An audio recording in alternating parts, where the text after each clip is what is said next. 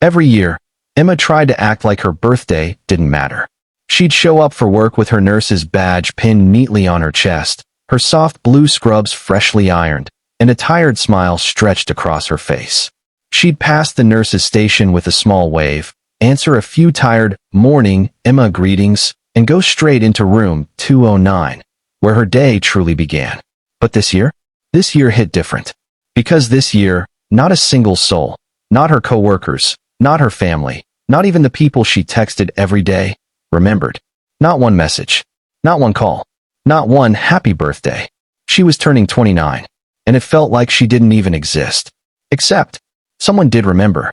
And he was 90 years old, could barely move, and had no one left in the world but a box of old letters and a picture of his late wife on his bedside table. Main story, emotional build-up.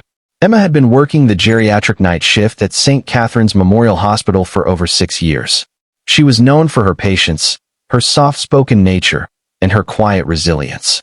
She wasn't the kind to complain, even when patients yelled at her or when other nurses left her with the messier tasks.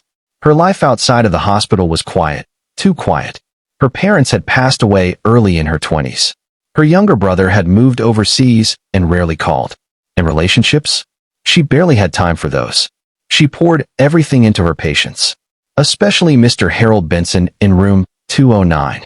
Harold was a 90-year-old retired school principal with cloudy eyes, shaky hands, and a razor-sharp memory when he wanted to use it. He was grumpy, blunt, and stubborn as a mule. But Emma saw through all that. She knew that Harold never had visitors. His only son lived in another state and hadn't come in years. His wife, Mary, had died nearly a decade ago. And yet, he still asked Emma every evening to fix the picture frame of Mary beside his bed. He'd say, "Make her look right. She deserves to be seen proper."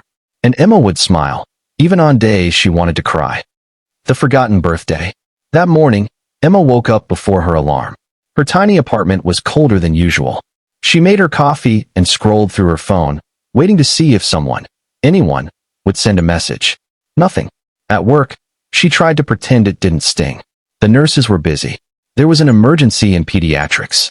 The staff break room was packed, and no one had time for small talk, let alone birthday greetings. By 2 a.m., she had given up hope. She stepped into room 209, her favorite room, but tonight even Harold was fast asleep. She checked his smoothed his sheets, and quietly sat down beside him, just needing a minute to breathe. Her fingers trembled slightly. She didn't even notice the tear sliding down her cheek. Then, suddenly, "Emma."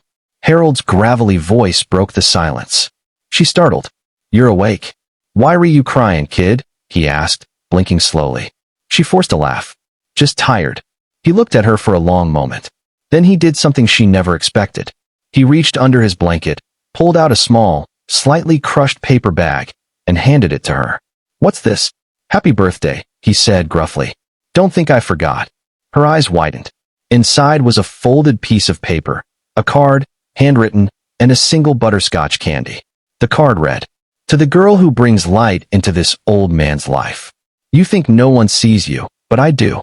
And Mary would have loved you too. Happy birthday, Emma." "Harold." She covered her mouth, trying to stifle the sob that rose in her chest. "Harold, how did you even know?" He shrugged. "You told me once. Few months ago. You thought I forgot. I didn't. My memory's old, but not dead." She sat down on the edge of the bed, tears streaming freely now. No one had remembered.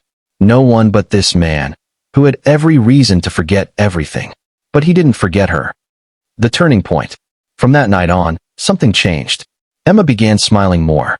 Not the forced kind, but the real one. She started baking again, something she hadn't done since her mom died.